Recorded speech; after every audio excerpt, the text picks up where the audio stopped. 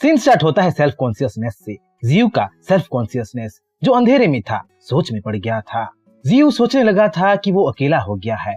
White tiger मर चुका है, गोल्डन मंकी मर चुका है, गोल्डन आंट मर चुका है, वाइल्ड बोर मर चुका है, हर कोई मर चुका है और अपनी फैमिली के बिना वो अकेला पड़ गया है। जियू के सामने उसका फैमिली, उसका सुनहरा पल रेत की तरह उसके हाथों से फिसलता जा रहा था और इन सब का जिम्मेदार इंसान था। दूसरी तरफ विंडुल्स शाओलिन को बचाने के लिए जनरल ली से भिड़ गए थे, उसको चबाने लगे थे। ये विंडुल्स जियू के आखिरी बचे विंडुल्स थे जो अपने मास्टर को, अपने एरिया को बचाने का पूरी कोशिश कर रहे थे, पर फिर भी वो जनरल ली के सामने टिक नहीं पा रहे थे। देखते ही देखते विंडुल्स को जनरल ली पछाड़ देता है और अपने लाइट स्पीयर से उनका गर्दन काट के उनको वहीं खत्म कर देता है। शाओलिन अपने हर एक फैमिली मेंबर को खो चुकी थी, जिनके साथ वो खुशनुमा टाइम बिताई थी, जिनके साथ वो खेली थी, उनमें से किसी को भी वो बचा नहीं पाई थी। और अब तो विंडुल्स भी मारे गए थे, शाओलिन का दिल टूट के बिखर गए थे।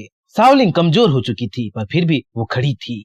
तुम लोग अपने आप को समझते क्या हो? तुम लोगों ने एक फलते फूलते सिविलाइजेशन को खत्म कर दिया। बस क्यों? क्योंकि तुम लोग उनको समझ नहीं पाए। क्या इंसानों के लिए लड़ाई ही सब कुछ है?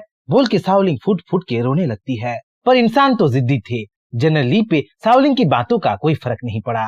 जनरल ली शाओलिन को चुप रहने को बोलता है। जनरल ली बोलने लगता है कि उसकी नजरों में बीस्ट का कोई वैल्यू नहीं है, और हो भी क्यों। बीस्ट ह्यूमंस की बराबरी नहीं कर सकते, ना ही स्ट्रेंथ में, ना ही दिमाग में। बीस्ट से ह्यूमन सिविलाइजेशन को डेंजर है और ह्यूमन सर्वाइवल के लिए बीस्ट का मरना जरूरी है। क्योंकि शाओलिन बीस्ट की तरफदारी कर रही थी, उनके साइड से लड़ रही थी, तो उसे भी जिंदा रहने का कोई हक नहीं था। जनरल ली गुस्से से शाओलिन की तरफ भागता है और अपने लाइट स्पीयर से शाओलिन पे जानलेवा हमला कर देता है। वहीं शाओलिन थक चुकी थी और वो लड़ने की हालत में बिल्कुल नहीं थी। पर जनरल ली शाओलिन को कुछ नहीं कर पाया था, क्योंकि ऐन वक्त पे वहाँ जियू आ चुका था। जियू अब बरसक मोड में आ चुका था, पूरी तरह ट्रांसफॉर्म हो चुका था। वो पहले की तरह नॉर्मल ट्री बन के नहीं रहा था, पर एक डिमोनिक ट्री में तब्दील हो चुका था। उसके चारों ओर हेल फायर जलने लगा था और ट्री से उल्टा जियू वहाँ एक ही छलांग में पहुँच गया था। जियू वहाँ पहुँच के एक डेंजरस दहाड़ देने लगता है और जियू के दहाड़ से पूरा बैटलफील्ड कांपने लगता है। शाओलिन को अकेले छोड़ दो, बोल के जियू अपने बचे कुचे रूट्स को इंसानों पे अनलीश कर देता है और अपने रूट्स के तले सुपर ह्यूमंस को कुचलने लगता है। जनरली खौफ में पड़ गया था, वो सोच में पड़ गया था कि किसी भी हाल में ये विलो ट्री मर क्यों नहीं रहा था। दूसरी तरफ जियू को नोटिफिकेशन पे नोटिफिकेशन आ रहे थे, सारे ब्रांचेस डैमेज हो चुके थे, 9 रूट्स भी अपने लिमिट में पहुंच चुके थे और जियू के कोर के टूटने से रीजनरेशन एबिलिटी रुक गए थे। सिस्टम वार्निंग देने लगा था, 10 मिनट में सिस्टम कोलैप्स हो जाएगा बोल के अलर्ट देने लगा था।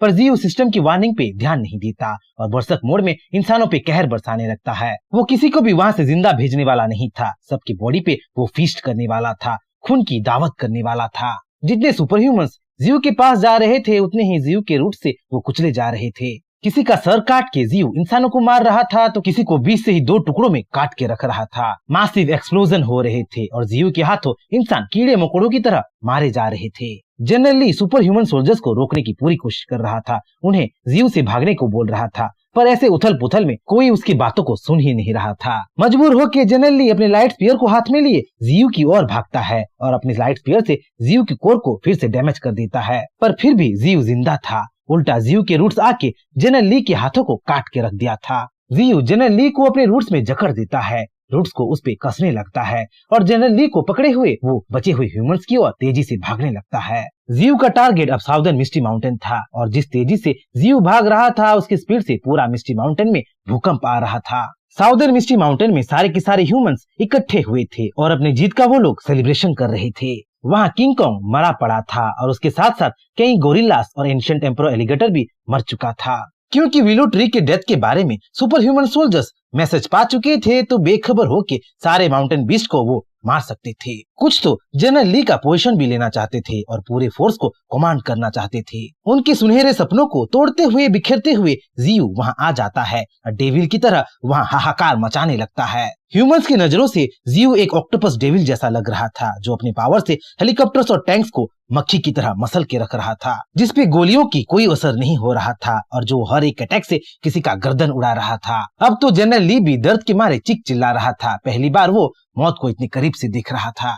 तुम लोग मेरे परिवार को खत्म किए हो, अब तुम लोग धरती से ही मिट जाओ, बोल के जियू मैसेकर पे मैसेकर करने लगता है और लास्ट में जियू जनरल ली को अपना आहार बना लेता है, कच्चा निगल जाता है।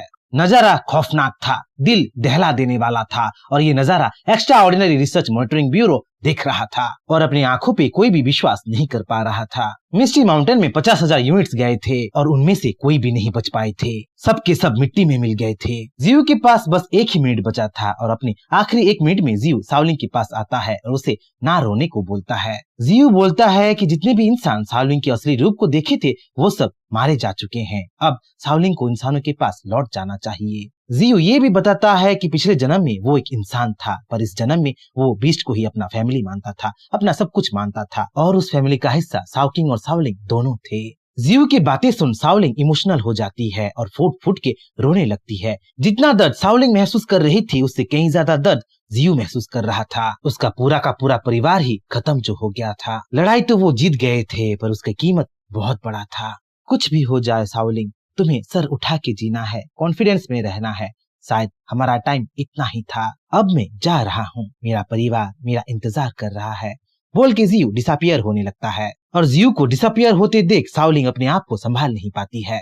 सीन शिफ्ट होता है एक डार्क स्क्रीन में जहाँ एक अनजान आवाज सिस्टम का आवाज आ रहा था। सिस्टम अपने आप को बैकअप कर रहा था, रिपेयर कर रहा था और देखते ही देखते सिस्टम रिबूट हो गया था, एक्टिवेट हो गया था।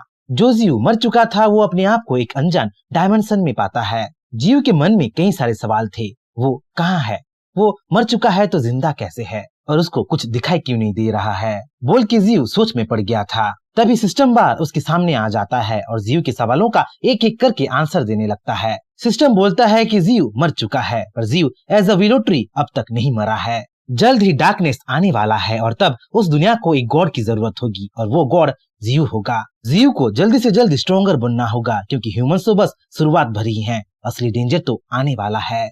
सिस्टम जियो के साथ एक डील करता है। सिस्टम जियो को ग्रेटर स्ट्रेंथ देगा, पावर देगा, पर इन रिटर्न जियो को फ्यूचर में उसे हेल्प करना पड़ेगा। क्योंकि कोई ऑप्शन था ही नहीं तो जियो उस कंडीशन को एक्सेप्ट कर लेता है और सिस्टम की असली पहचान को पूछने लगता है। हमें यहाँ पे पता चलता है कि सिस्टम तो बस एक बहाना था। सिस्टम के पीछे एक पावरफुल एंटिटी था जो जियो को अपना पावर देने वाला था, जियो से मर्ज होने वाला था, पर अपना पहचान वो जियो को अभी नहीं देने वाला था। जैसे ही जियो प्रपोजल को एक्सेप्ट कर देता है, मिस्टी माउंटेन में एनर्जी की बारिश होने लगती है। शाओलिंग के हाथों में ठहरा जियो का टूटा कोर ग्लो होने लगता है, रूट्स हील होने लगते हैं, ब्रांचेस फिर से उगने लगते हैं और रूट्स सारे के सारे बीज को अपने स्पिरिचुअल लेक की ओर लेने लगते हैं। जियो का न्यू फॉर्म मिट्टी से ग्रो होने लगता है और अपने साथ साथ सारे के सारे बीज को रिवाइव करने लगता है। दूसरी तरफ गहरे समंदर से ट्रांसेंडेंटल बीस्ट नदी की ओर आ रहे थे और वो कोई मामूली बीस्ट नहीं थे बल्कि 5th ट्रांसेंडेंटल और उसके ऊपर के मराइन बीस्ट थे।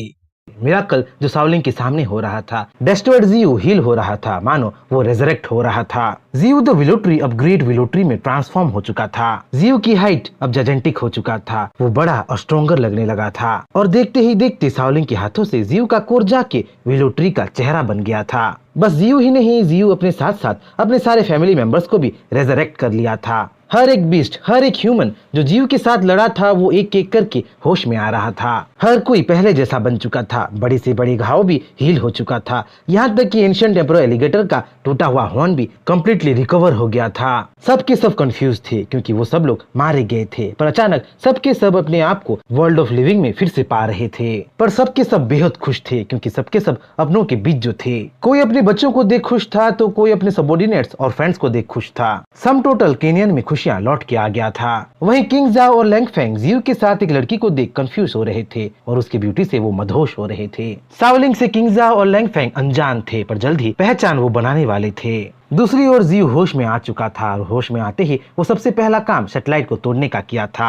जियो अपने ब्रांचेस को लहराने लगता है और आसमान में एक दरार बना के पोर्टल बना के अपने विलो फ्लाइंग ब्लेड से ह्यूमन सैटेलाइट पे निशाना साध देता है और देखते ही देखते ह्यूमन सैटेलाइट रिवोल्यूशन करते करते विलो फ्लाइंग ब्लेड के इम्पैक्ट से धमाके के साथ चकनाचूर हो जाता है। जियो शाओलिंग को नीचे रख सारे के सारे बीस्ट को अपना स्पीच देने लगता है। जियो बोलने लगता है कि आखिरकार बैटल खत्म हुआ और जीत हम 20 लोगों का हुआ।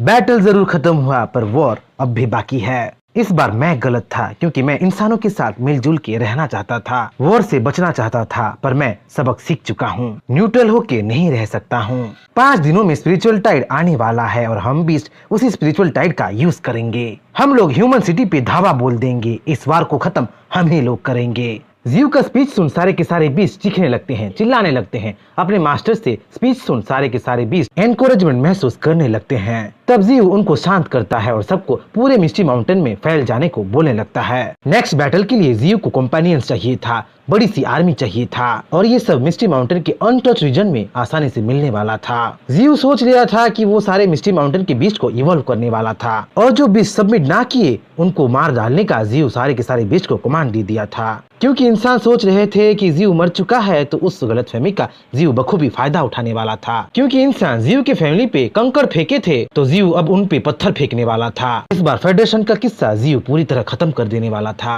जहाँ सारे बीस्ट रोर कर रहे थे, गुर्रा रहे थे, वहीं हनीपॉट बैजर इमोशनल होकर रोने लगा था और उसके साथ साथ विंड वुल्फ भी शामिल हो गया था। हनीपॉट बैजर और विंड वुल्फ सबसे ज्यादा सावलिंग से ही जुड़े थे और उनके नजरों में तो सावलिंग कब का मर गई थी और उनके मास्टर की वजह से सावलिंग शायद रेजरेक्ट हो गई थी। हनीपॉट बैजर और विंड वुल्फ सावलिंग को घेर लेते हैं और उनके लिए वो कितनी इम्पोर्टेंट है वो सारे बीस्ट जताने लगते हैं। सीन शिफ्ट होता है डेजर्ट में जहाँ नाइनटेल फॉक्स और डीमोनिक काउ घर वापस जा रहे थे। उन दोनों की बातों से हमें पता चलता है कि नाइनटेल फॉक्स डीमोनिक काउ से बहुत गुस्सा था। क्योंकि डीमोनिक काउ मुसीबत में पड़ता रहता था तो उसकी वजह से नाइनटेल फॉक्स अपने मास्टर से जल्दी मिलने नहीं जा पा रहा था। डीमोनिक काउ और नाइनटेल फॉक्स कई सारे बीस्ट से लड़ चुकी थी और उनका रिसेंट शिकार कुछ डेजर्ट किंग स्नेक्स थे। वहीं दूसरी तरफ केनियन में किंग जाओ बहुत दुखी था। जो अंडरग्राउंड के वो बड़ी मेहनत से गोरिल्लास के साथ बनाया था वो रुइंस हो चुका था। पर वो खुशकिस्मत था कि वो जियो के साइड पे था क्योंकि वो रेजरेक्ट जो हो पाया था। किंग जाओ लैंगफेंग को सिटी बिल्डिंग और रुइंस क्लीनिंग के लिए हेल्प मांगता है पर लैंगफेंग उसे साफ साफ मना कर देता है क्योंकि वो पहले से ही बिजी था। जियो के हर एक रूट अब लेवल 3 में पहुंच चुके थे और पूरे फॉगी माउंटेन को कवर कर चुके थे। उनका ग्रोथ रेट भी बढ़ चुका था और पावर लेवल में रूट्स काफी स्ट्रॉन्गर हो गया था। लेवल 3 में रूट्स कुछ एक्स्ट्रा एबिलिटीज भी गेन कर चुके थे। वो अब किसी से भी स्पिरिचुअल एनर्जी को एक्सट्रैक्ट कर सकते थे। जियो को न्यू एबिलिटीज के एक्सपेरिमेंट के लिए एक टेस्ट सब्जेक्ट चाहिए था और वो टेस्ट सब्जेक्ट वो हनीपॉट बैजर को ही बना लिया था। जैसे ही जियो अपने रूट से हनीपॉट बैजर को डंक मारता है वो 3000 स्पिरिचुअल एनर्जी हनीपॉट बैजर से ऑब्जर्व कर लेता है। जियो उस न्यू एबिलिटी से बेहद खुश था क्योंकि वो बैटलफील्ड में अनलिमिटेडली एनिमीज से स्पिरिचुअल एनर्जी चुरा सकता था। ये वार जियो के लिए बेकार नहीं गया था। जियो का रीजनरेशन स्पीड अब बढ़ चुका था। रीजनरेशन एबिलिटी का कूल डाउन टाइम भी कम हो गया था। अब जियो श्योर हो गया था कि उसके तिनके भर रूट से भी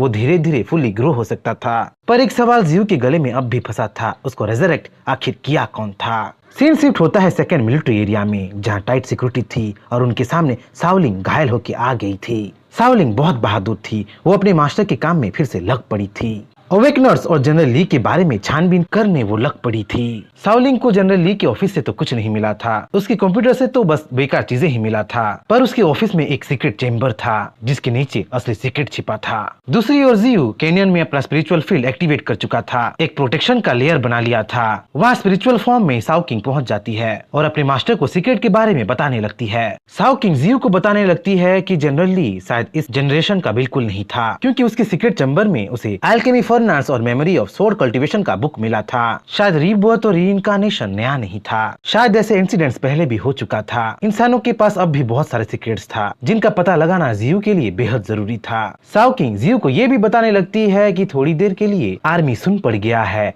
कुछ देर के लिए इंसान कुछ हरकत नहीं करने वाले हैं। जनरल ली की फोर्स भी अब 8 टुकड़ों में बंटने वाली है और चिंता की कोई विषय नहीं है। साउकिंग जियो को एक्सप्लेन करने लगती है कि वो ह्यूमन नेशन में सबसे हाईएस्ट पोजीशन में जाएगी, फेडरेशन की सबसे ऊपर की ऑफिसर बन के अपने मास्टर की फुल पावर से हेल्प करेगी। स्टार्ट होता है राया माउंटेन से जहाँ बड़े बड़े आंट हिल्स थे और उसी बड़े बड़े आंट हिल्स में जाजेंटिक आंट्स रहते थे। उसी बड़े बड़े आंट हिल्स में अभी गोल्डन आंट पहुंच चुका था और जाजेंटिक आंट्स को अपने मास्टर के सामने सबमिट करने को बोल रहा था। जो आंट्स उसकी बात नहीं सुन रहे थे उनको फोर्सफुली सबमिट भी करवा रहा था। रेड आंट तादाद में बहुत ज्यादा थे पर पावर में बहुत वीक भी थे। उनको लीड कर रही थी एक क्वीन आंट जो रेड आंट की क्वीन होने के बावजूद भी ब्लू कलर की दिख रही थी। वो आंट से ज्यादा स्पाइडर लग रही थी। अगर इन सबको जियो की आर्मी में शामिल करना है तो उनको स्ट्रॉन्गर बनाना था और इन सब का जिम्मा अब गोल्डन आंट पे आ चुका था। उसी तरह गोल्डन मंकी भी रिक्रूटमेंट करने के लिए गया था। गोल्डन मंकी के रिक्रूटमेंट्स बबून्स थे, नॉर्मल बबून्स नहीं, जाजेंटिक बबून्स थे। वहीं वॉरहॉग भी रिक्रूटमेंट करने के लिए गया था और जायंट फ्लेम बोर से लड़के बोर के एक झुंड को जियो की आर्मी में शामिल करने के लिए लेके आ रहा था। दूसरी तरफ व्हाइट टाइगर सैलामेंडर्स को लेके आ रहा था और विंड मेंटिस तो अपने माँ के पास पहुंच गया था, मेंटिस के नेस्ट पे पहुंच गया था। मेंटिस का झुंड भी जियो की आर्मी के लिए एक बेहतरीन एडिशन था जो फ्यूचर में जियो का बहुत काम में आने वाला था। सीन शिफ्ट होता है केनियन में जहाँ जियो का रूट फॉग के साथ मिलकर पूरे कैनियन में फैल चुका था। कैनियन में लाइफ एसेंस का तालाब भी बन चुका था, जिसकी वजह से बीच को कंट्रोल करने का टेंशन ही जियो के लिए खत्म हो गया था। उसी बीच जियो के टहनियों में एक एलिमेंटल फूल भी उग गया था। क्योंकि एलिमेंटल फूल थर्ड स्टेज का था तो वो बहुत पावरफुल था, इसीलिए जियो उसे डिमोनिक काउ को देना चाहता था। पर डिमोनिक काउ के एब्सेंस में जियो उस एलिमेंटल फूल को किंग जाओ को दे देता है। उस एलिमेंटल फूल को खाने को, उसकी एनर्जी को अब्सॉर्ब करने को जियो किंग जाओ को बोलने लगता है। चाहे किंग जाओ इंसान था, पर बीस्ट के लिए, जियो के लिए वो बहुत मेहनत कर रहा था। यहाँ तक कि वो अपनी प्रजाति इंसानों से भी जियो के लिए लड़ बैठा था, और इसी कारण से जियो उससे बहुत इम्प्रेस हुआ था। क्योंकि फूल अर्थ एलिमेंट का था तो किंग जाओ के फूल खाते ही वो ग्लो होने लगा था। किंग जाओ का नॉर्मल टैलेंट एलिमेंटल फूल से मर्ज होने लगा था, और देखते ही देखते किंग जाओ ट्रांसेंडेंटल स्टेज में पहुंच गया था। किंग जाओ के अंदर अब अर्थ एलिमेंट जग चुका था। वो इतना पावरफुल बन गया था कि बड़ी बड़ी पहाड़ों को आसानी से तोड़ सकता था, वहाँ नदियाँ बना सकता था, अर्थ को मोल्ड करके वेपन बना सकता था, और फिजिकल अटैक से इम्यूनिटी पा चुका था। किंग जाओ अपना न्यू पावर पाके बहुत खुश हो रहा था। वो सोच रहा था कि ये पावर अगर वैम्पायर से लड़ते वक्त उसे मिला होता तो वो शायद ऐसे वहाँ हारा नहीं होता, अपने कंपेनियंस को वो बचा पाया होता। किंग जाओ जियो के सामने झुक जाता है और हमेशा मैं गॉड ट्री को फॉलो करूंगा बोल के स्वेयर करने लगता है। अब बारी जियो का था, उसे भी स्ट्रॉन्गर बनना था। क्योंकि जियो के पास 12,000 इवोल्यूशन पॉइंट्स थे तो जियो 10,000 इवोल्यूशन पॉइंट्स खर्च करके अपने एलिमेंटल कंट्रोल को अपग्रेड करने लगता है, उसे लेवल 3 में लेके जाता है। जैसे ही जियो अपने एलिमेंटल कंट्रोल को अपग्रेड करता है, पूरे एरिया में, पूरे कैनियन में भूकंप आने लगता है। जियो के रूट्स टेंटेकल्स जैसी हवा में लहराने लगते हैं और आखिरकार जियो को फ्री मूवमेंट दे देते हैं। जियो अब फ्री हो चुका था, एक जगह से दूसरी जगह वो फ्रीली अब मूव कर सकता था। क्योंकि जियो अब फ्री मूवमेंट पा चुका था तो क्यानकिन जियो को कांग्रेचुलेट करने लगती है। जियो के ब्रांचेस में बैठ के उससे बातें करने लगती है। क्यानकिन अपने मास्टर को देख बहुत खुश थी और खुशी के साथ वो बहुत टेंस भी थी। तब जियो क्यानकिन को समझाने लगती है कि उसे टेंशन लेने की कोई जरूरत नहीं है। 3 दिनों में ही स्पिरिचुअल टाइड आने वाला है और इस बीच ह्यूमंस उन पे हमला नहीं करेंगे, वो लोग इंसानों पे हमला करेंगे। जो गलती उनसे हो गया है उसको वो सुधारेंगे, फेडरेशन का नामो निशान ही मिटा देंगे। 3 दिनों में ही बैटल का प्रिपरेशन होने वाला था। जैसा सारे बीस्ट को कमांड दिया गया था वैसे ही सारे बीस्ट कर दिए थे। पूरे मिस्टी माउंटेन्स में से यूनिट्स को वो लाने लगे थे। व्हाइट टाइगर वहाँ अपने कॉन्कॉर्ड सैलेमेंडर्स के साथ पहुँच चुका था। गोल्डन मंकी अपने मंकी आर्मी, मंकी किंग और बबून्स के साथ वहाँ पहुँचने लगा था। विंड मेंटिस भी अपने मदर क्वीन मेंटिस को कन्विंस कर लिया था और मेंटिस आर्मी के साथ वहाँ पहुँचने लगा था। गोल्डन आंट भी वहाँ आ रहा था और अपने साथ रेड आंट की पूरी फौज को वो लेके आ रहा था। उनके साथ साथ क्वीन आंट भी वहाँ आ रही थी और अपने एनोर्मस साइज से चारों तरफ फियर क्रिएट कर रही थी। वहाँ कई लिजर्ड्स, कई स्नेक्स, कई एम्फीबियंस और कई सारे इंसेक्ट्स आ चुके थे। पर उतने यूनिट्स में भी जियो खुश नहीं था, उसे और यूनिट्स चाहिए था, कॉम्पेनियंस चाहिए था। और ज्यादा से ज्यादा कॉम्पेनियंस को ढूंढने के लिए जियो क्यानकिन को मिस्टी माउंटेन के कोने कोने में छानबीन करने के लिए भेज दिया था। क्यानकिन अभी अभी रेजरेक्ट हुई थी, रिवाइव हुई थी। रैंक 6 में वो बहुत देर से थी, इसीलिए जियो उसे लाइफ ऑफ एसेंस की कुछ बूंदे पिला देता है और देखते ही देखते क्यानकिन को वो 3rd ट्रांसेंडेंट स्टेज में पहुंचा देता है। क्योंकि क्यानकिन जियो की तरह प्लांट एट्रीब्यूट्स को कैरी करती थी, इसलिए वो जल्दी से जल्दी इवॉल्व हो पाई थी, ब्रेक थ्रो हो पाई थी। अब तो क्यानकिन लेवल 3 की वाइटलिटी स्पीड स्किल भी पा चुकी थी, जिससे वो कहीं पे भी 5 सेकंड में फॉरेस्ट क्रिएट कर सकती थी। इवॉल्व होकर क्यानकिन अपने मास्टर की कमांड को फॉलो करने लगती है और मिस्टी माउंटेन में क्रिएचर्स के हंट में चली जाती है। यूनिट्स ढूंढने में एंशिएंट टेम्पोरो एलिगेटर भी लगा हुआ था और उसके साथ साथ व्हाइट क्रेन भी था। जहाँ ancient temporo alligator large land dwelling creatures को डिफीट कर रहा था, वहीं व्हाइट क्रेन फ्लाइंग क्रिएचर्स को रिक्रूट कर रहा था, उनको जियो की आर्मी में ज्वाइन करने को बाउंड कर रहा था। क्यानकिन, जिसका कोड नेम थॉन था, मिस्टी माउंटेन में जाते ही कई सारे क्रिएचर्स को डिफीट कर दी थी और उन सबको विंड वुल्फ्स के साथ जियो के पास लेके आ रही थी। एक एक करके कई सारे क्रिएचर्स आ रहे थे और लाइफ ऑफ एसेंस के तालाब में डुबकी लगा के इवॉल्व हो रहे थे। तभी जियो को एक प्रेजेंस की आहट आती है। वो प्रेजेंस नॉर्मल बीस्ट से बहुत ज्यादा पावरफुल था और जियो की तरफ ही बढ़ता चला आ रहा था। वो प्रेजेंस था एक पांडा का, जो किंग जाओ के साथ जियो के पास आ रहा था। वो पांडा कोई नॉर्मल पांडा नहीं था, वो ह्यूमंस के जू से, चिड़ियाघर से भाग के आया था। क्योंकि वो बहुत सालों से ह्यूमंस के साथ रह रहा था तो ह्यूमंस का लैंग्वेज वो अच्छी तरह से जानता था। हजारों ह्यूमंस उसे पकड़ने के लिए भागे थे, पर सबसे बच के वो मिस्टी माउंटेन में भाग आया था। वो पांडा जियो द गॉड ट्री के बारे में बहुत कुछ सुना था और उसी से मिलने के लिए ही वो कैनियन में आ रहा था। पांडा किंग जाओ से बातचीत कर ही रहा था कि वो जियो से मिलता है, मतलब जियो के रूट से मिलता है और अपनी चटपटी बातों से जियो को इम्प्रेस भी कर देता है। जीव पांडा से इतना ज्यादा इम्प्रेस हो गया था कि वो अपने रूट्स में पांडा को फ्री राइड देना चाहता था, पर पांडा पोलाइटली मना कर देता है और लुढ़क लुढ़क के जीव के पास जाने लगता है और इस प्रोसेस में वो अपने आप को घायल भी कर देता है। आखिरकार पांडा जीव के रूट पे सवारी कर ही लेता है और जीव द गॉड ट्री के पास जाने लगता है। एक भयानक बैटल जल्द ही आने वाला था और इस बार पल्ला इंसानों का नहीं जीव का होने वाला था, क्योंकि जीव का एक बहुत बड़ा आर्मी गैदर जो होने लगा था मिस्टी माउंटेन के कैनियन से,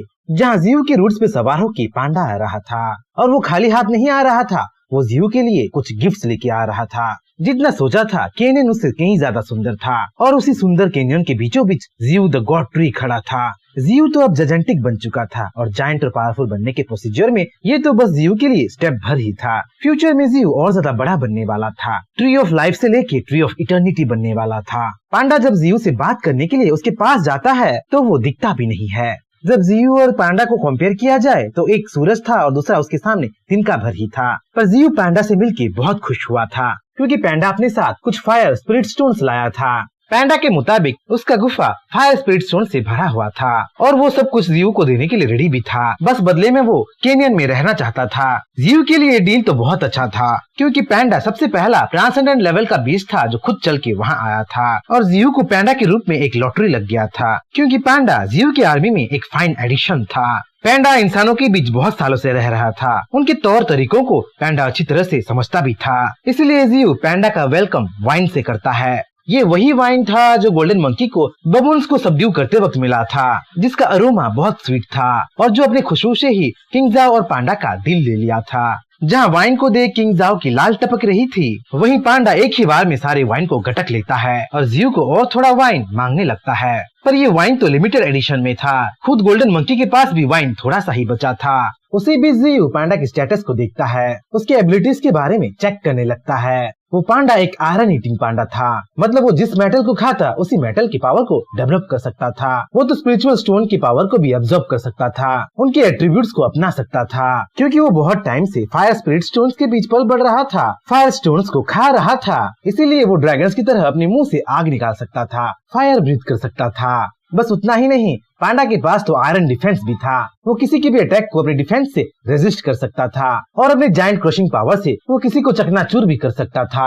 क्योंकि पांडा अटैक और डिफेंस दोनों में बेहतरीन था, तो जीव उसे 9th फेरोशियस बीस्ट का एक मेंबर बना देता है और उसे 9th इन पोजीशन में रख के वाइन डिएटी का नाम दे देता है। वाइन डिएटी अब ऑफिशियली जीव की आर्मी में शामिल हो चुका था, जो आने वाले ह्यूमंस और बीस्ट की लड़ाई में तहलका मचाने वाला था।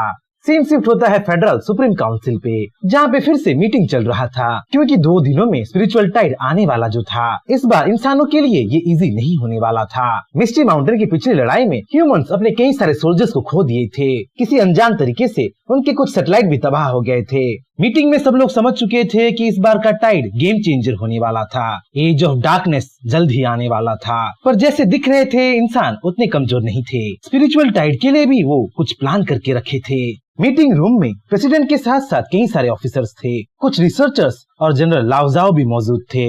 उनकी बातचीत से हमें ये पता चलता है कि स्पिरिचुअल टाइड सिर्फ फॉरेस्ट एरिया में ही नहीं, इंसानों के रेसिडेंस एरिया में भी आने वाला था, पूरे प्लानेट को अपने एनर्जी से कवर करने वाला था और इन सब के लिए इंसानों का प्रिपेयर होना बेहद जरूरी था। फेडरेशन का प्रेसिडेंट तो आने वाले स्पिरिचुअल टाइड के बारे में अलर्ट जारी करने के लिए कमांड दे देता है। आने वाले स्पिरिचुअल टाइड में सबको की एनर्जी और कल्टीवेशन प्रैक्टिस करने के लिए भी ऑर्डर दे देता है। यहाँ तक कि सदियों पुराने जो मार्शल आर्टिस्ट थे, उनके कुंफू और कराटे के टेक्निक्स थे, उन सबको ह्यूमैनिटी को हेल्प करने का ऑर्डर दे देता है। उनकी बातचीत से हमें ये भी पता चलता है कि इंसानों के ग्रुप में कुछ ऐसे मेंबर्स भी थे जो कि आने वाले स्पिरिचुअल टाइड से बेहद खुश थे। स्पिरिचुअल टाइड की एनर्जी को वो अब्सॉर्ब कर सकते थे, स्ट्रॉन्गर बन सकते थे और शायद आने वाले सेकेंड वॉर में इम्पोर्टेंट पार्ट निभाने वाले थे। जिस चीज का बेसब्री से सबको इंतजार था, उस चीज के आने का टाइम आ ही जाता है। मिस्टी माउंटेन के ऊपर एनर्जी पार्टिकल्स फ्लोट करने लगते हैं और जीव सारे बीस्ट को अपने आसपास गैदर करने लगता है। रात को ही स्पिरिचुअल टाइड आने वाला था और आने वाले स्पिरिचुअल टाइड के लिए जीव अपने सारे बीस्ट को तैयार कर रहा था।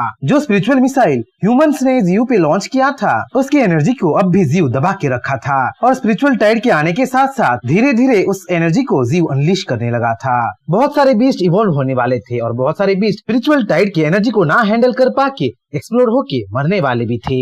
इसलिए जियो एक वार्निंग जारी कर देता है। जो बीस्ट एनर्जी को हैंडल नहीं कर पाएंगे उनको वहाँ से जाने का कमांड भी वो दे देता है। पर सारे बीस्ट तो बहुत एनकरेज थे, एनरेज्ड थे। वो सब जियो की वार्निंग को नजरअंदाज कर देते हैं और वहीं रुक के जियो के छाव तले इवॉल्व होने को रेडी हो जाते हैं। देखते ही देखते स्पिरिचुअल टाइड आ जाता है और उसी स्पिरिचुअल टाइड को कंडक्ट करने के लिए, कंट्रोल करने के लिए जियो अपने आप को 2 टुकड़ों में बांट देता है और धीरे धीरे स्पिरिचुअल टाइड की एनर्जी को अपने कंपेनियंस में बांटने लगता है, उनको इवॉल्व करने लगता है। केनियन में जोरदार स्पिरिचुअल एनर्जी निकल रहा था और उसी स्पिरिचुअल एनर्जी को एक एक करके सारे बीस्ट एब्जॉर्ब कर रहे थे। कुछ तो उस स्पिरिचुअल एनर्जी को एब्जॉर्ब ना कर पाके वहाँ से भाग रहे थे और कुछ तो एक्सप्लोर भी हो रहे थे। उन्हीं सारे बीस्ट के बीच हनीपॉट बैजर और व्हाइट टाइगर सबसे पहले इवॉल्व हो गए, ट्रांसेंड लेवल 1 में पहुंच गए। जहां व्हाइट टाइगर का पंख निकल आया था, डिमोनिक लग रहा था, वहीं हनीपॉट बैजर का स्पीड बढ़ गया था, वो थोड़ा बड़ा लगने लगा था। सिर्फ व्हाइट टाइगर और हनीपॉट बैजर ही नहीं, व्हाइट क्रेन और पेरिग्रिन फॉल्कन्स भी इवॉल्व हो रहे थे,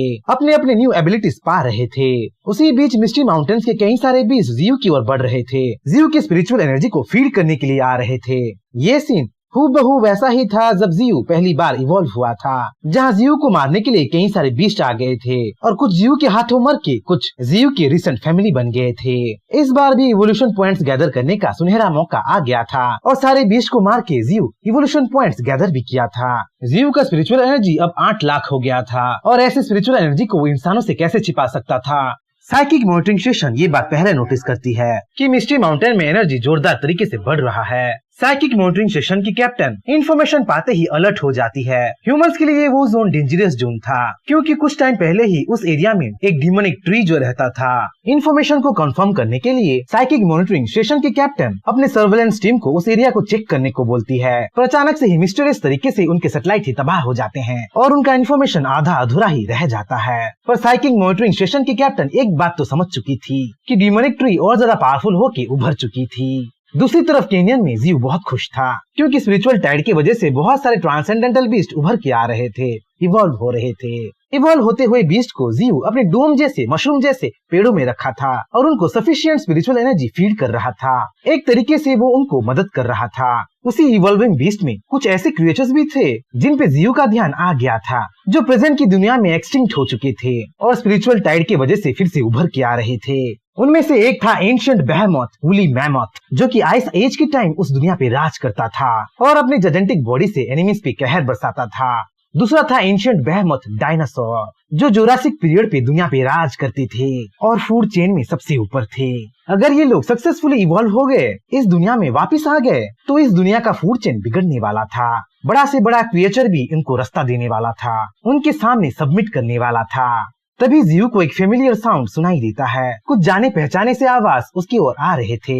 जब जियो उस आवाज की ओर ध्यान देता है तो अपने सामने वो डिमोनिक काऊ और 9 टेल फॉक्स को पाता है। 9 टेल फॉक्स बहुत सारे बीस्ट से लड़ चुका था और इस बार वो इवॉल्व होके आया था। वो तो 2 पूंछ भी उगा चुका था और मिस्टिकल 9 टेल फॉक्स की तरह लगने लगा था।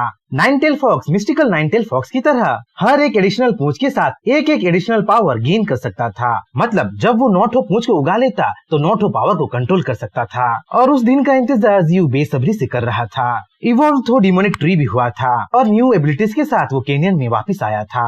डिमोनिक काऊ और 9 टेल फॉक्स केनियन की ये हालत देख कंफ्यूज हो रहे थे क्योंकि केनियन की हालत तो बद से बदतर हो गए थे। अंडरग्राउंड केव टूट चुके थे, स्टोन बोल्डर्स बिखर गए थे।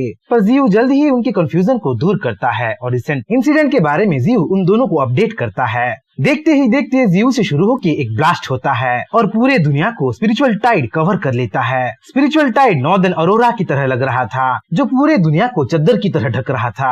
सिर्फ लैंड एनिमल्स ही नहीं, मराइन क्रिएचर्स को भी वो इफेक्ट कर रहा था। फ्लोरा और फ्यूना स्पिरिचुअल एनर्जी से डांस करने लगे थे। पेड़ पौधे और जानवर स्पिरिचुअल टाइड को ऑब्जर्व करके इवोल्यूशन के साइकिल में अपना पैर रख चुके थे और जो स्पिरिचुअल टाइड की एनर्जी को ऑब्जर्व नहीं कर पा रहा था वो वहीं ब्लास्ट होके मर रहा था। जो सब क्रिएचर्स एनर्जी से बने थे वो सब क्रिएचर्स एनर्जी में ही वापस लौट रहे थे। सबसे ज्यादा इम्पैक्ट स्पिरिचुअल टाइड इंसानों में ही दिखा रहा था। हजारों की तादाद में इंसान मर रहे थे, एनर्जी पार्टिकल्स में कन्वर्ट हो रहे थे और जो ह्यूमंस स्पिरिचुअल टाइड को रेजिस्ट कर पा रहे थे, ऑब्जॉर्ब कर पा रहे थे, वो सब धीरे धीरे स्ट्रॉन्गर बन रहे थे, इवॉल्व हो रहे थे। जहाँ एक और जियो के संरक्षण में सारे बीस्ट इजीली इवॉल्व हो पा रहे थे, न्यू एबिलिटीज गेन कर रहे थे, वहीं किंग जाओ, लैंगफैंग और क्यान किंग भी स्ट्रॉन्गर बन रही थी। नेक्स्ट स्टेज ऑफ इवोल्यूशन में अपना पैर रख चुकी थी। वहीं दूसरी ओर दुनिया के दूसरे कोने में प्लांट्स और एनिमल इतने किस्मत वाले बिल्कुल नहीं थे। कई सारे बीस्ट स्पिरिचुअल टाइड की एनर्जी को हैंडल ना कर पाके इंसानों के शहर की ओर भाग रहे थे और अनजाने में ही इंसानों से लड़ाई छेड़ रहे थे। उन्हीं में से एक एग्जाम्पल है बार्क सिटी, जहाँ पे वाइल्ड बीस्ट इंसानों के शहर पे हमला कर दिए थे। लगातार फायरिंग को नजरअंदाज करके बड़े बड़े बिल्डिंग्स को तोड़ मरोड़ रहे थे। दूसरा था गाजी सिटी, जहाँ पे वुल्व्स अपना कब्जा कर दिए थे, इंसानों को अपने घर से निकलने नहीं दे रहे थे। तीसरा था बेंगोर सिटी, जहाँ पे जायंट बीस्ट आ चुके थे और इंसानों की लाशें बिछा रहे थे। चौथा था याशोर सिटी, जहाँ पे रेप्टाइल्स और एप्स अपना दबदबा कायम कर रहे थे, इंसानों के शहर को बीस्ट किंगडम बना दिए थे। इन सब इंसिडेंट से मजबूर होके डिफरेंट कंट्रीज डिफरेंट जगह पे न्यूक्लियर एक्सप्लोजन कर रहे थे और बीस्ट के साथ साथ इंसानों को भी मार रहे थे। हर एक नेशन, हर एक कंट्री प्रॉब्लम फेस कर रहा था। बीस्ट का हमला लगातार जो होने लगा था। उसी दौरान चाइना फेडरेशन का एक स्काउट एक्सप्लोरेशन करते करते मिस्टी माउंटेन के एरिया में पहुंच चुका था और जो नजारा वो वहां देखा था, उस नजारे पे वो विश्वास नहीं कर पा रहा था। कैनियन के बीचों बीच एक जजंटिक ट्री आ चुका था, जिसके अंदर से स्पिरिचुअल एनर्जी फ्लो हो रहा था, जो वॉल ट्री की तरह लग रहा था और जो साइज में इतना बड़ा था कि 20-30 किलोमीटर से भी वो नजर आ रहा था। एज ऑफ ट्रीज का एरा आ गया था, जहाँ जियो ह्यूमंगस बन चुका था, जजंटिक बन चुका था। उसके ऊपर अरोरा बीम्स बिखर रहे थे। स्पिरिचुअल एनर्जी जियो के तन बदन में मिल चुके थे। पूरे मिस्टी माउंटेन में अब जियो ही सबसे बड़ा क्रिएचर बन चुका था, फ्लोरा और फ्योना का बादशाह बन चुका था। जियो अब इतना बड़ा बन चुका था कि उसे 200-300 किलोमीटर की चीजें भी साफ साफ दिखाई दे रहे थे। उसे शहर दिखाई दे रहे थे, ह्यूमन सेटलमेंट दिखाई दे रहे थे। इतने बड़े ह्यूमंगस साइज की वजह से जियो भी अब इंसानों से छिप नहीं पा रहा था। दूसरे सैटेलाइट्स जियो को अब ट्रैक कर चुके थे। जियो के विशालकाय पिक्चर को सैटेलाइट्स ह्यूमन सेटलमेंट में भेज चुके थे। साइकिक मॉनिटरिंग स्टेशन की कैप्टन अब समझ चुकी थी कि डीमोनिक ट्री एक्सप्लोजन से बच गया है। उसी ने ही पूरे आर्मी का मैसेकर किया है, उनको खत्म कर दिया है। साइकिक मॉनिटरिंग स्टेशन की कैप्टन ये भी समझ गई थी कि डीमोनिक ट्री स्पिरिचुअल मिसाइल को अब्सॉर्ब कर लिया है। एक्सप्लोजन से मरने की जगह वो स्ट्रॉन्गर बन गया है और स्पिरिचुअल टाइड के आने की वजह से तो इवॉल्व भी हो गया है। साइकिक मॉनिटरिंग स्टेशन की कैप्टन तुरंत एक मीटिंग बिठाती है और मीटिंग में डीमोनिक ट्री के सैटेलाइट इमेज को सबके सामने पेश कर देती है। वो सबको बताने लगती है कि डीमोनिक ट्री ही वो क्रिएचर है जो मिस्टी माउंटेन के ऊपर के सैटेलाइट को तबाह किया है, अपने सारे मरे हुए बीस्ट को रिवाइव कर दिया है। सैटेलाइट के डाटा के हिसाब से डीमोनिक ट्री के स्पिरिचुअल पावर वैल्यू को वो सबके सामने रख देती है और सबको शॉक में डाल देती है। सैटेलाइट डाटा के हिसाब से जियो का स्पिरिचुअल पावर वैल्यू 1.8 मिलियन था, जो वाकई बहुत ज्यादा था और ह्यूमन सेटलमेंट के लिए डेंजर का अलार्म था। उसी मीटिंग में जनरल लाओजाओ भी था, जो जनरल ली के मरने का अफसोस जता रहा था और जनरल ली के साथ साथ वो एंशिएंट मार्शल आर्टिस्ट के बारे में भी बातचीत कर रहा था। हमें यहाँ पे ये पता चलता है कि फेडरेशन में कुछ ऐसे लोग भी थे जो एंशिएंट मार्शल आर्ट प्रैक्टिस करते थे, जो मॉडर्न सोसाइटी से अलग रहते थे और मॉडर्न वर्ल्ड की किसी भी प्रॉब्लम में दखल नहीं देते थे। मिस्टी माउंटेन के डीमोनिक ट्री को देख, उसके पावर लेवल को देख, मीटिंग में सब लोग घबराने लगे थे। यूँ तो वो न्यूक्लियर बॉम्ब को यूज नहीं करना चाहते थे, पर डीमोनिक ट्री का डेंजर अब बहुत बढ़ चुका था। न्यूक्लियर बॉम्ब के सिवा और कोई रास्ता उनको दिखाई नहीं दे रहा था। डीमोनिक ट्री को खत्म करना बेहद जरूरी था और ये काम न्यूक्लियर बॉम्ब बखूबी कर सकता था। सिर्फ डीमोनिक ट्री को ही नहीं, पूरे मिस्टी माउंटेन को वो रूइंस में बदल के रख सकता था। जनरल ली और दूसरे बड़े ऑफिसर्स की परमिशन से न्यूक्लियर बॉम्ब को एक्टिवेट कर दिया जाता है और टारगेट मिस्टी माउंटेन को रख दिया जाता है। दूसरी ओर मिस्टी माउंटेन में जियो बहुत खुश था, क्योंकि उसके सारे बीस्ट एक के बाद एक इवॉल्व हो रहे थे। कुछ अनोखे बीस्ट भी उसे मिल गए थे। स्पिरिचुअल टाइड के चक्कर में खुद जियो भी बहुत इवॉल्व हुआ था और उसी इवोल्यूशन को चेक करने के लिए अपने स्टेटस विंडो को वो खोलता है। जियो के काफी सारे स्किल्स अपग्रेड हो चुके थे, उसके ब्रांचेस लेवल 3 में पहुंच चुके थे, रूट्स भी लेवल 3 में पहुंच के क्रिस्टलाइजेशन बोल के एडिशनल स्किल भी पा चुके थे। क्रिस्टलाइजेशन एक ऐसा स्किल था जो जियो के रूट्स को डायमंड की तरह सख्त बना सकता था और बैटलफील्ड में वो काफी काम में आने वाला था। जियो के अर्थ एलिमेंट स्किल भी लेवल 3 में पहुंच चुके थे। इसके साथ साथ विलो लीफ और थिक मिस्टी डिफ्यूजन भी लेवल 3 में पहुंच चुके थे। बस जियो का इल्यूजन स्किल ही लेवल 2 में अब तक था, जिसे जियो जल्दी से जल्दी 30,000 इवोल्यूशन पॉइंट्स खर्च करके इवॉल्व भी कर दिया था। जियो मन ही मन बहुत मुस्कुरा रहा था, क्योंकि वो सोच रहा था कि लेवल 3 की इल्यूजन स्किल से वो और भी ज्यादा बड़े और डेंजरस बीस्ट अब बना सकता था। अपने एनिमी के अंदर वो टेरर क्रिएट कर सकता था। जहाँ जियो सपने में खोया हुआ था, वहीं उसकी सिक्स्थ सेंस एक्टिवेट हो जाती है। आने वाले डेंजर का अलार्म उसके दिमाग में बजने लगता है। जब जियो को होश आता है तो सच में कुछ मिसाइल्स उसके ओर ही आ रहे थे और ये कोई मामूली मिसाइल्स नहीं थे, न्यूक्लियर मिसाइल्स थे जो पूरे मिस्ट्री माउंटेन को तबाह करके रख सकते थे। जियो तुरंत एक्टिव हो जाता है और अपने सारे बीस्ट को अंडरग्राउंड केव में जाके छिपने का कमांड दे देता है। जियो पहले से अब कहीं ज्यादा पावरफुल था और ऐसे सिचुएशन के लिए वो अपने आप को पहले से ही रेडी करके रखा था। वो अपकमिंग मिसाइल्स पे विलो लीफ से हमला कर देता है और आसमान में ही न्यूक्लियर बॉम्ब का किस्सा खत्म कर देता है, उनको डिस्ट्रॉय कर देता है। न्यूक्लियर बॉम्ब के तबाह होने के बाद भी जियो का सिक्स सेंस चिल्ला चिल्ला के अलार्म दे रहा था, शायद डेंजर अभी तक खत्म नहीं हुआ था। जैसे ही एक्सप्लोजन का धुआं हटता है, जियो अपने पीछे और एक मिसाइल को पाता है। ये मिसाइल दूसरे मिसाइल से कहीं ज्यादा बड़ा था क्योंकि ये कोई नॉर्मल न्यूक्लियर मिसाइल नहीं था, इंटरकॉन्टिनेंटल डिस्ट्रक्टिव मिसाइल था। ह्यूमंस का पहले से ही यही प्लान था, छोटे मोटे न्यूक्लियर मिसाइल से जियो को डिस्ट्रैक्ट करके ध्यान भटका के इंटरकॉन्टिनेंटल डिस्ट्रक्टिव मिसाइल से ही उसको हमला करना था और उनका प्लान सक्सेसफुल भी हो गया था। इंटरकॉन्टिनेंटल डिस्ट्रक्टिव मिसाइल जियो को लगता है, मिस्टी माउंटेन में जोरदार एक एक्सप्लोजन होता है। एक्सप्लोजन इतना बड़ा कि स्ट्रेटोस्फीयर को वो छू लिया था, आग की लपटें पूरे मिस्टी माउंटेन को कवर कर लिया था, कैनियन पूरी तरह से तबाह हो गया था। रिजल्ट देख ऑफिसर्स बहुत खुश हो रहे थे और खुशखबरी को प्राइम मिनिस्टर को देने जा रहे थे, पर तभी उनको स्क्रीन में कुछ ऐसा दिखता है जिसे देख उनका कॉमन सेंस ही उड़ जाता है। जो इंटरकॉन्टिनेंटल डिस्ट्रक्टिव मिसाइल पूरे के पूरे नेशन को तबाह कर सकता था, वो missile Jio the demonic tree का कुछ भी नहीं बिगाड़ पाया था। वक्त पे जियो के रूट्स पूरे के पूरे कैनियन को ढक लिए थे, खुद को और सारे के सारे बीस्ट को क्रिस्टलाइज रूट से बचा लिए थे। डायमंड जैसा हार्ड रूट न्यूक्लियर एक्सप्लोजन को भी सह लिया था और इंसानों के नेक्स्ट एक प्लान को फेल कर दिया था। इंसानों ने तो अब हद ही कर दी थी, अपने पैरों पे खुद ही कुल्हाड़ी मार दी थी। जियो अब गुस्से में गर्जन देने लगा था। अपने सारे रूट्स को जियो ह्यूमन सेटलमेंट पे अनलीश कर दिया था। उसी दौरान वहाँ साउकिंग पहुँच जाती है और अपने मास्टर की खैरियत के बारे में वो पूछने लगती है, पर जियो तो अब बैटल डिक्लेयर कर चुका था।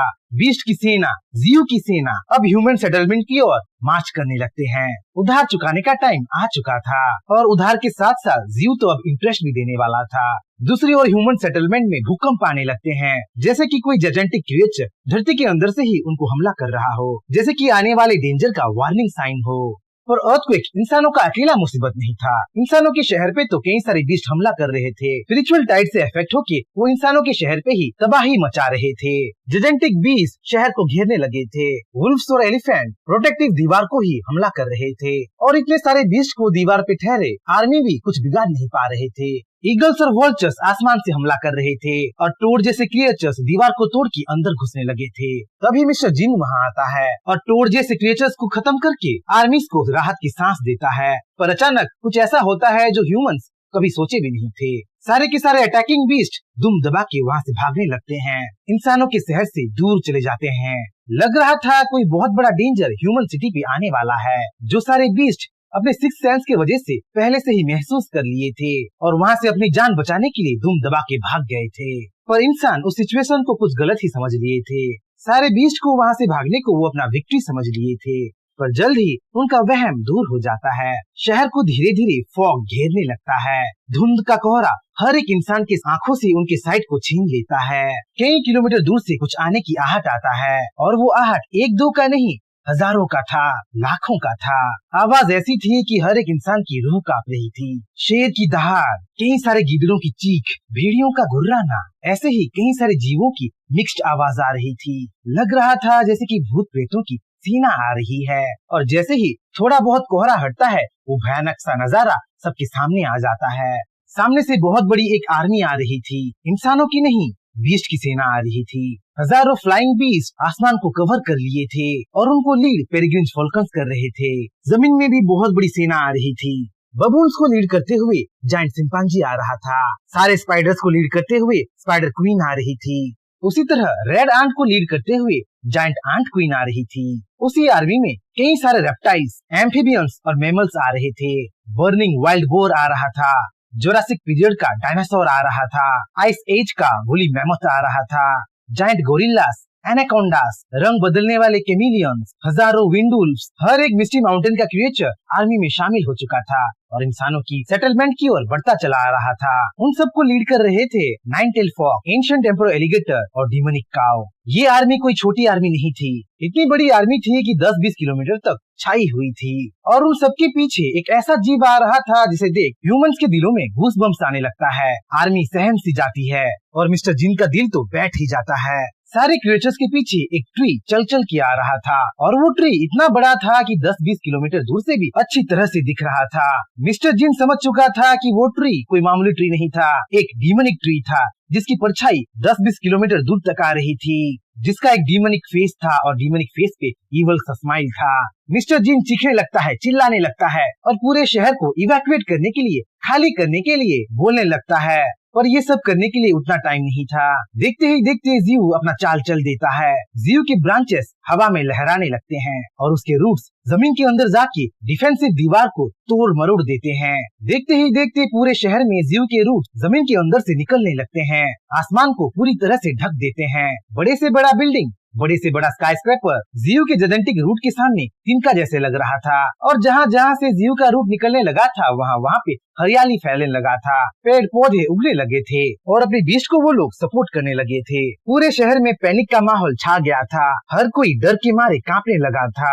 उसी बीच जीव अपना फर्स्ट कमांड देता है, सारे ह्यूमंस को कैप्चर कर लो बोल के वो इंस्ट्रक्ट कर देता है। देखते ही देखते पूरे शहर में जीव के बीस्ट हमला कर देते हैं। गोल्डन मंकी के साथ साथ दूसरे हजारों बंदर्स इंसानों पे टूट पड़ते हैं, डंडे से पत्थरों से मार मार के हर किसी को बेहाल करने लगते हैं। वहीं मकड़ियाँ अपनी जान भूल चुके थे और कई इंसानों को एक साथ कैप्चर करने लगे थे। डायनासोर खुलेआम शहर में दौड़ने लगे थे और डायनासोर को देख के कई इंसान तो वहीं पे हार्ट अटैक से मर गए थे। जहां डिमोनिक काउ लार्ज एरिया में भूकंप ला रहा था, वहीं नाइन-टेल फॉक्स आग के लपटों में इंसानों को जलाने लगा था। रिंग ऑफ फायर में कई इंसानों को कैद भी करने लगा था। वहीं कुछ ऐसे ह्यूमंस भी थे जो 90 नंबर के मोहल्ले में रह के अपने आप को सेफ महसूस कर रहे थे। वो लोग सोच रहे थे कि इतने हाइट में उनको कुछ नहीं होगा, पर उनकी उम्मीद को जीव पानी फेर देता है। अपने रूट से जाके सारे इंसानों को वो कैप्चर करके ले आता है। एक दो नहीं, लाखों की तादाद में जीव ह्यूमंस को कैप्चर कर लिया था। शायद जीव उन सबको खाने वाला था, जैसे वो सारे बीस्ट को अपने रूट को इवोल्व करते टाइम खाया था। उसी बीच मिस्टर जिन कहीं छिपा बैठा था और जीव पे अपनी गोलियों से कहीं से हमला कर दिया था। जीव तो बहुत पावरफुल हो गया था, वो इन गोलियों को महसूस भी नहीं करता है और मिस्टर जिन को देखते ही उस पे अपना रूट कस लेता है। सर्पेंटाइन रूट से जकड़े हुए मिस्टर जिन खून की उल्टी करने लगता है और उस हालत में भी मिस्टर जिन जीव को धमकाने लगता है, डीमोनिक ट्री, तुम इन सब से बच के नहीं जा पाओगे, हमारे हाथों तुम भी मारे जाओगे। मिस्टर जिन की बातें सुन जीव मुस्कुराने लगता है, हंसने लगता है। तुम इंसान बहुत कुछ कर दिए हो, हम पे हमला करके मेरे परिवार को मार भी दिए हो, पर इस बार ऐसा कुछ नहीं होगा, उधार तो मैं पुख्ता चुकताऊंगा बोल के जीव मिस्टर जिन को और कसने लगता है और कसते हुए उसे 2 टुकड़ों में बांट देता है। जीव ने इन सब के साथ अपने बदले का पहला कदम ले लिया था और होना तो अब बहुत कुछ बाकी था।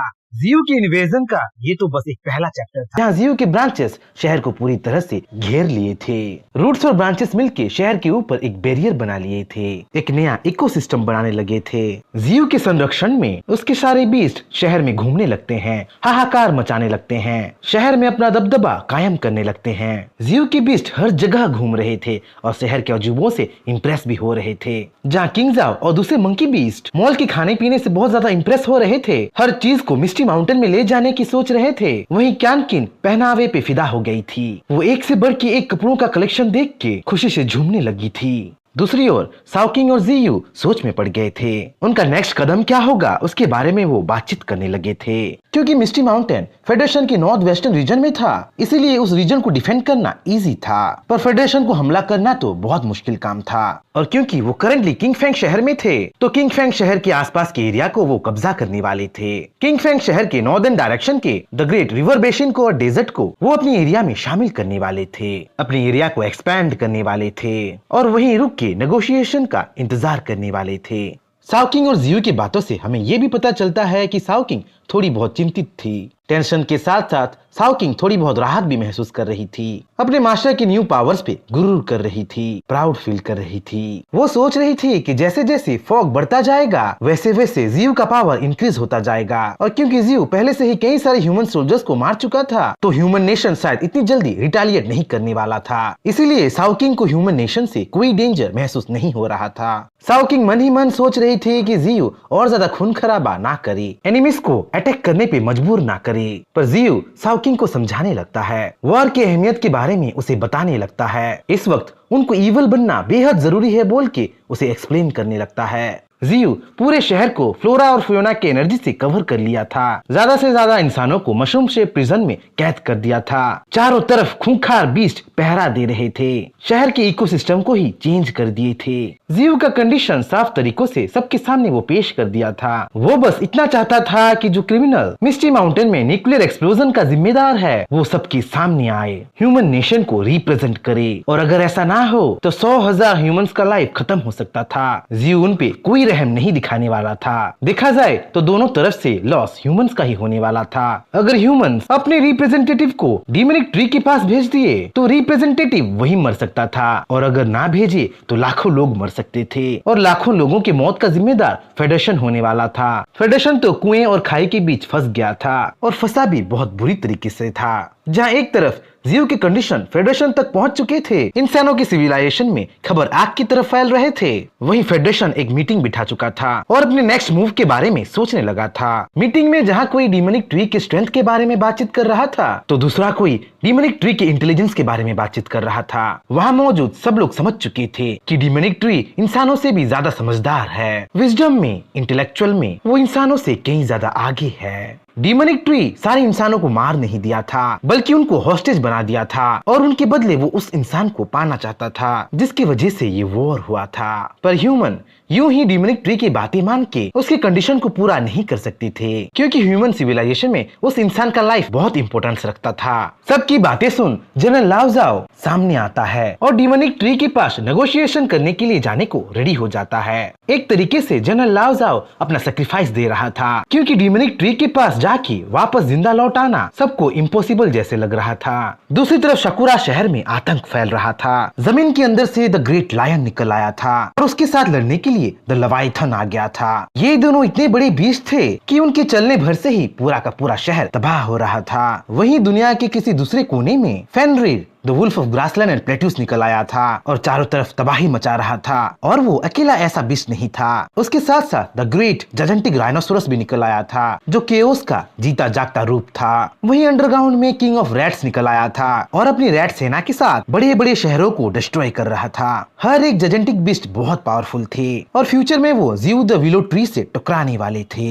उसी बीच जियो डायनासोर और वुली मैमथ को अपने पास बुलाता है और उनको लाइफ ऑफ एसेंस पिला के इवॉल्व करता है। लाइफ ऑफ एसेंस से दोनों के दोनों प्री हिस्टोरिक बीस्ट इवॉल्व हो गए थे। जहां वुली मैमथ ग्लेशियर बोल के नाम पाया था, फर्स्ट ट्रांसेंडेंटल लेवल का बीस्ट था जिसका डिफेंसिव कैपेबिलिटीज इतना ज्यादा था कि कोई फर्स्ट ट्रांसेंडेंटल लेवल का क्रिएचर उसे तोड़ नहीं सकता था और जो अपने रॉ स्ट्रेंथ से बड़े बड़े पहाड़ों को चकनाचूर कर सकता था। वही डायनासोर को जियो डायनो किंग बोल के नाम दिया था। डायनो किंग लेवल 9 का बीस्ट था। वो एक ऐसा प्री हिस्टोरिक बीस्ट बन गया था जिसकी चीख से ही दुश्मनों की रूह कांप सकते थे, जो अपनी तेजी से और स्टील जैसे टेल से मजबूत बोल्डर को चकनाचूर कर सकता था। जहां एक और जियो के बीस्ट इवॉल्व हो रहे थे, वहीं दूसरी ओर जनरल लाओ जाओ अपनी थोड़ी बहुत सुपर ह्यूमन आर्मी के साथ जियो की ओर बढ़ रहा था। जियो से बातचीत करके प्रॉब्लम को सॉल्व करने की आशा से आ रहा था। जनरल लाओ जाओ जियो के स्ट्रेंथ को खुद अपनी आंखों से देखना चाहता था और अगर हो सके तो जियो को बातों में उलझा के नेगोशिएशन करना चाहता था। जनरल लाओ जाओ को खुद के स्किल पे बहुत ज्यादा भरोसा था। वो एक सक्सेसफुल टैक्टिशियन था जो कई सारे नेशन को अपनी सुपीरियरिटी दिखा के अपने कदमों के नीचे झुकाने वालों में से था।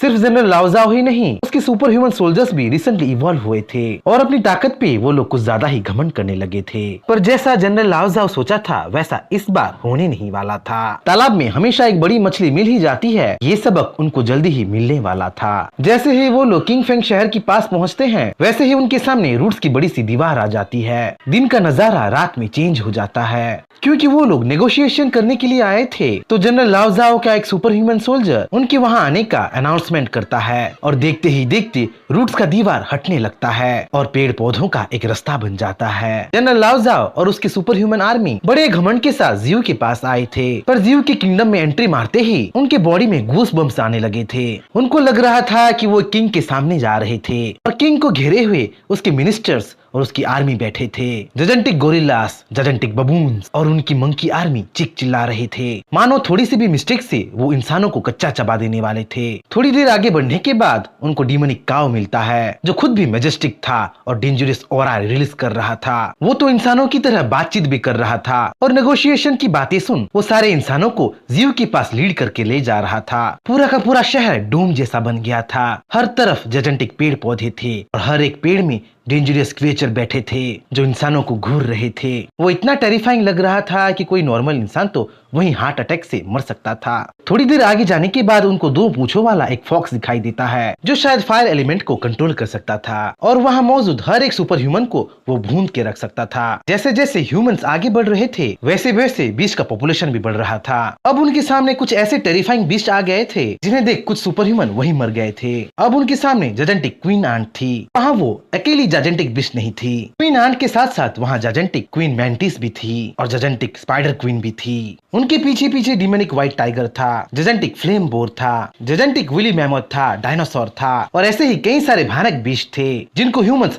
नजर उठा के देख भी नहीं पा रहे थे, पर फिर भी वो चलते जा रहे थे। जियो के पास पहुंचने की वो हर कोशिश कर रहे थे। जैसे ही वो लोग जियो के पास पहुंचते हैं, जियो के एनॉर्मस विशालकाय शरीर को देखते ही अपने होश को ही खो बैठते हैं। वो लोग समझ जाते हैं कि जनरल ली को जियो ही हराया है और ऐसे भयानक क्रिएचर के सामने कोई भला कैसे टिक सकता है। सब कुछ देख जनरल लाओ जाओ जियो के सामने आता है और मैं ही इस वॉर का जिम्मेदार हूँ बोल के वो दावा करने लगता है। जनरल लाओ जाओ को देख हर कैदी इंसान हरकत में आ जाता है और जनरल लाओ जाओ को उनको बचाने को दावा करने लगते हैं और जनरल लाओ जाओ करता भी वही है। वो खुद को सरेंडर करके सिविलियंस को छोड़ देने का जियो को बोलने लगता है, पर उसके बातों को जियो कमांड समझने लगता है और जियो को कोई कमांड दे ये उसके बीस्ट कैसे बर्दाश्त कर सकते थे। पूरा का पूरा बीस्ट आर्मी अप्रोर करने लगते हैं, चीखने लगते हैं, चिल्लाने लगते हैं, ऐसी भयानक गर्जन निकालने लगते हैं कि वहाँ ठहरे हर एक इंसान की रूह कांप जाती है। डर के मारे वो सब लोग थर थर कांपने लगते हैं। ह्यूमंस तो ऐसे ही बीस्ट के प्रेजेंस से डर रहे थे, पर सबसे ज्यादा वो डायनासोर के प्रेजेंस से डर रहे थे। डायनासोर तो जनरल लाओ जाओ को ही घूरे जा रहा था। डीमोनिक ट्री ना होता तो वो कब का इंसानों को खा लेता। हालात को देख जनरल लाओ जाओ तुरंत जियो से माफी मांगता है और अपनी मिसअंडरस्टैंडिंग को वो क्लियर करता है। मुझे कोई फर्क नहीं पड़ता कि वॉर तुम्हारी वजह से शुरू हुआ है या किसी और की वजह से शुरू हुआ है। याद रखो इंसान, इस बार तो मैं तुम्हारे लोगों को, तुम्हारे सिविलियंस को छोड़ रहा हूँ, पर अगली बार ऐसा नहीं होगा। ये शहर अब मेरी टेरिटोरी में आएगा। ये शहर मेपल सिटी के नाम से जाना जाएगा और अगर कोई इंसान यहाँ गलती से भी आ गया तो वो वहीं मारा जाएगा। जियो अपना फैसला सुना देता है और जियो के डिसीजन से पूरा का पूरा बीस्ट आर्मी गुर्राने लगता है, चीखने लगता है, चिल्लाने लगता है और उनकी आवाज से पूरा का पूरा मेपल सिटी गूंजने लगता है। इंसान तो वहाँ से चले जाते हैं, पर इंसानों के जाने के बाद जियो मेपल सिटी को जजेंटिक बबून को सौंप देता है और उसे उस एरिया का गार्डियन बना देता है और खुद अपने बीस्ट आर्मी के साथ वहाँ से चला जाता है। दूसरी ओर फेडरेशन पे पहुँच के जनरल लाओ जाओ गुस्से से भड़क रहा था। अपनी ऐसी हार से वो बिल्कुल खुश नहीं था, पर उसे दूसरे ऑफिसर समझाने लगते हैं और उसे कुछ गलत करने से रोक लेते हैं। डीमोनिक ट्री के पावर से, डीमोनिक ट्री के मिलिट्री स्ट्रेंथ से इंसान रूबरू हो गए थे। किंगडम ऑफ ट्री के पावर लेवल को देख वो ऐसे ही कुछ नहीं कर सकते थे। एक गलत कदम से पूरा का पूरा नेशन बर्बाद हो सकता था, क्योंकि डीमोनिक ट्री के आर्मी में कोई छोटा मोटा नहीं विशालकाय जजेंटिक क्रिएचर्स राज कर रहे थे।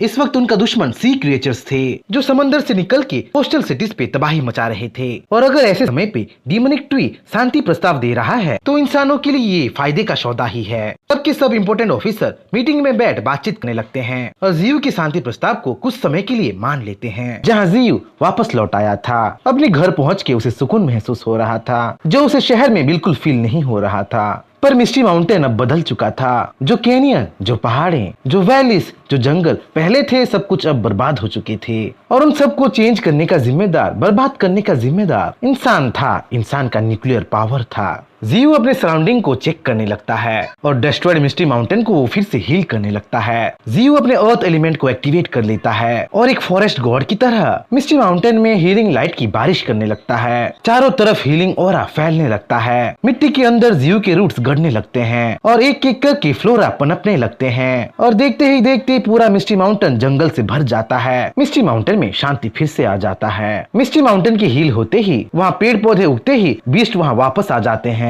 पूरा मिस्ट्री माउंटेन फिर से खिलखिलाने लगता है क्योंकि उनका ट्री गॉड फुल पावर में वापस जो आ चुका होता है। उसी बीच वहाँ व्हाइट टाइगर, क्रेन और कैनकिन आते हैं और अपने साथ वो एक खुशखबरी को लाते हैं। खुशखबरी जिससे जियो ज्यादा खुश नहीं हुआ था बल्कि और ज्यादा कंफ्यूज हो गया था। खबर में कैनकिन बताती है कि व्हाइट टाइगर और क्रेन बोलना सीख चुके हैं और वो जियो के सामने डेमो भी देते हैं जो बहुत भयानक था। जहाँ व्हाइट टाइगर बोल रहा था कि जाओ माशा को ढूंढो, सब लोग मरने वाले हैं, वहीं व्हाइट क्रेन मैं किसी को भी उसके पास जाने नहीं दूंगा बोल के बड़बड़ा रहा था और इन दोनों की बातें सुन जियो का सर चकरा रहा था। यहाँ हमें पता चलता है कि व्हाइट टाइगर और क्रेन यही बातों को सीखे थे और दोनों के दोनों अपने बेवकूफ होने का निशानी दे रहे थे। व्हाइट टाइगर तो पहले से ही अपनी नादानियों के लिए जाना जाता था और अब उसके साथ व्हाइट क्रेन भी जुड़ चुका था। जैसा संगत वैसा ही कैरेक्टर बनता है मुहावरे का ये जीता जागता एग्जाम्पल था। बीच से ध्यान हटा के जियो अपने स्किल्स और स्टेटस को देखने लगता है। जियो के बहुत सारे स्किल्स अपग्रेड हुए थे जैसे कि उसके हेलोसेनिजेनिक स्किल फैंटेसी वर्ल्ड में इवॉल्व हो गए थे और उसके विलो विंड ब्लेड्स भी अब लेवल 3 में पहुंच चुके थे जो बड़े से बड़े पहाड़ को भी काट के रख सकते थे। जियो का स्पिरिचुअल फील्ड भी लेवल 3 में पहुंच चुका था और जियो फैंटेसी वर्ल्ड और स्पिरिचुअल फील्ड को मिला के अब ऐसे इल्यूजन क्रिएट कर सकता था जिसकी वजह से एनिमी अपने स्ट्रेंथ खो सकते थे, वीक हो सकते थे, अपने रास्ते से भटक सकते थे और तो और डर के घबरा के आपस में ही लड़के मर सकते थे। उसी फैंटेसी वर्ल्ड में जियो के बीस्ट स्ट्रॉन्गर हो सकते थे, एरिया बफ पा सकते थे। मेपल सिटी को ऑक्युपाई करने से जियो को और एक फायदा हुआ था, उसे लाइटनिंग स्पिरिचुअल स्टोन और आइस स्पिरिचुअल स्टोन मिल गया था। जियो को अंडरग्राउंड केव से कॉन्टिन्यूअस और स्पिरिचुअल स्टोन मिल रहे थे और पांडा से उसे फायर स्पिरिचुअल स्टोन मिल गए थे। अब जियो के पास 4 एलिमेंटल स्पिरिचुअल स्टोन कलेक्ट हो गए थे जिनसे वो एलिमेंटल प्रॉपर्टीज एक्सट्रैक्ट करने वाला था, अपने अंदर अब्सॉर्ब करने वाला था। जल्द ही रिवर बीस्ट और सी बीस्ट मिस्टी माउंटेन की तरफ भी आने वाले थे और उनके आने से पहले जियो को फुल्ली प्रिपेयर होना बेहद जरूरी था क्योंकि उनकी पावर लेवल का जियो को अंदाजा भी नहीं था। जियो को और ज्यादा स्ट्रॉन्गर बनना था, अपने बीस्ट को और ज्यादा इवॉल्व करना था और उसके लिए उसे ज्यादा से ज्यादा स्पिरिचुअल स्टोन कलेक्ट करना था। जियो का नेक्स्ट टारगेट अब राया माउंटेन था। राया माउंटेन जो नॉर्दर्न एरिया में लोकेटेड था जहाँ पे पांडा रहता था और वहाँ तक जाने के लिए जियो को पहले आसपास के माउंटेन को कैप्चर करना था। नॉर्दर्न रीजन में सिर्फ राया माउंटेन ही अकेला अननोन जगह नहीं था। राया माउंटेन के पार लुओ सिटी बोल के एक सिविलाइजेशन था जहाँ ह्यूमंस फल फूल रहे थे और पता नहीं कितने डेवलप हो रखे थे। नॉर्दर्न रीजन में तो बीच से भरे हाईलैंड्स भी थे, रेगिस्तान थे, रिवर थे और ठंड से भरे बर्फीले मैदान भी थे। उन एरियाज को कैप्चर करने के लिए जियो अपने बीस्ट आर्मी के एक टुकड़े को वहां भेज देता है। एंशिएंट एम्परर एलिगेटर, डायनासोर और वुली मैमथ उस तरफ मार्च करने लगते हैं। ये तीनों बीस्ट इतने पावरफुल थे कि उन पे जियो को कुछ ज्यादा ही भरोसा था क्योंकि उनकी पावर और साइज को देख के किसी के भी अंदर गूस बम्प आ सकता था। उनके साथ साथ वहाँ गोल्डन आंट और विंड मेंटिस भी जा रहे थे। गोल्डन आंट कुछ दिनों में ही बहुत ज्यादा इवॉल्व हुआ था, वो ट्रांसेंडेंट लेवल 1 में पहुंच चुका था जिसका अंदाजा खुद जियो को भी नहीं था। पर गोल्डन आंट की रिसेंट डेवलपमेंट को देख जियो बहुत खुश हो रहा था। जहाँ बीस्ट के जाने के बाद खुद जियो भी राया माउंटेन्स की ओर बढ़ रहा था, वहीं वुली मैमथ, डायनासोर और एंशिएंट एम्परर एलिगेटर कई सारे एनिमीज को एनकाउंटर कर रहे थे। उनको कुचल के, उनको चीर के मारते चले जा रहे थे। बर्फीले मैदानों में आते ही उनको स्नो एप्स मिल गए थे। पता नहीं बर्फीले माउंटेन में उनको क्या मिलने वाला था। उधर से तो उनको स्ट्रॉन्ग स्पिरिचुअल एनर्जी महसूस हो रहा था। दूसरी तरफ राया माउंटेन में जियो peregrine Falcon, nine tail fox और डिमोनिक काउ के साथ वहां पहुंच चुका था और वहां की स्पिरिचुअल एनर्जी से वो चकाचौंध हो रहा था। जियो अपने रूट के सहारे अंडरग्राउंड केव में पहुंच जाता है जहां थोड़े बहुत नहीं भर भर के फायर स्पिरिचुअल स्टोन थे और फायर एलिमेंट में कल्टीवेशन करने के लिए बेहतरीन थे। जियो तुरंत उन फायर स्पिरिचुअल स्टोन को अब्सॉर्ब करने लगता है, फायर एलिमेंट के साथ एक होने लगता है। देखते ही देखते जियो का बॉडी शाइन होने लगता है। फायर एलिमेंट उसे घेर लेते हैं, उसके हर ट्री पार्ट्स में सिंक्रोनाइज होने लगते हैं। जियो के ग्लोइंग बॉडी को देख जहाँ पेरेग्रिन फॉल्कन सरप्राइज हो रहा था, वहीं नाइन टेल फॉक्स जियो के ऊपर चढ़ गया था। जियो के साथ साथ वो भी फायर स्पिरिचुअल स्टोन को एब्जॉर्ब करने लगा था, कल्टीवेशन करने लगा था। नाइन टेल फॉक्स के ज्वाइन करते ही फायर एलिमेंट का स्पिरिचुअल फ्लो स्टेबल होने लगता है, रिफाइन होकर वो दोनों के अंदर समाने लगता है। इस बीच जियो 10,000 इवोल्यूशन पॉइंट्स खर्च करके अपने ब्रांचेस को लेवल 4 में इवॉल्व कर देता है और वो सारे ब्रांचेस को नहीं, बस एक ही ब्रांच को इवॉल्व कर पाता है। जितना जियो इवॉल्व हो रहा था उतने ही ज्यादा जियो के इवोल्यूशन पॉइंट्स खर्च हो रहे थे। जियो के पास तो अब 100 ब्रांचेस थे, जिनमें से सिर्फ एक ही इवॉल्व हुआ था और 99 अब भी बाकी थे। जियो के अपग्रेडेड रूट्स अब तीनों एलिमेंट्स को कंट्रोल कर सकते थे। वो विंड ब्लेड्स, फायर फ्लेम्स और अर्थ आर्मर जैसे स्किल्स को यूज कर सकते थे। टेंटेकल्स जैसे हाथ गेन कर लिए थे और एनिमीज पे कहर बरसाने के लिए उतावले हो रहे थे।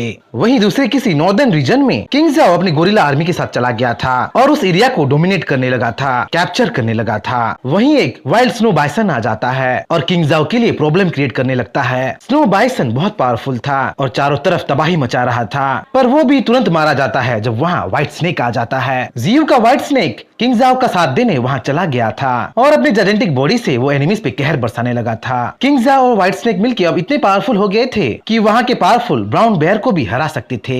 वहीं राया माउंटेन में डिमोनिक काऊ अकेला इधर उधर घूम रहा था। वो हंट करने के लिए बीस्ट ढूंढ रहा था और उसे बीस्ट मिलता भी है। कोई ऐसा वैसा बीस्ट नहीं, जियो का डायनासोर उसे मिलता है जो किसी कारण से रिबेल कर रहा था। खुद जियो का बीस्ट होके दूसरे जियो के बीस्ट पे हमला कर रहा था, पर उसे डिमोनिक काऊ सबक सिखा देता है। अपने ग्रेविटी स्किल को यूज करके डायनासोर को वो पछाड़ देता है। पर एक बात जरूर अजीब था, ऐसा क्या हो गया था कि डायनासोर खुद अपने मालिक के खिलाफ हो गया था? और ये सवाल का जवाब शायद इसी राया माउंटेन के किसी कोने में दफन था। इन सब चीजों से अनजान जियो अब भी कल्टीवेशन कर रहा था और nine tail fox spiritual stone को प्यूरिफाई कर रहा था। उसी दौरान जियो अपने एक रूट को केनियन की ओर भेज देता है, जहाँ उसे खुराफाती बीस्ट मिलते हैं। पैंडा, व्हाइट टाइगर और एक स्पाइडर सैतानी कर रहे थे। अपने तीनों वल्चर ब्रदर्स को जाल में बांध के उनको तंग करके मजे ले रहे थे।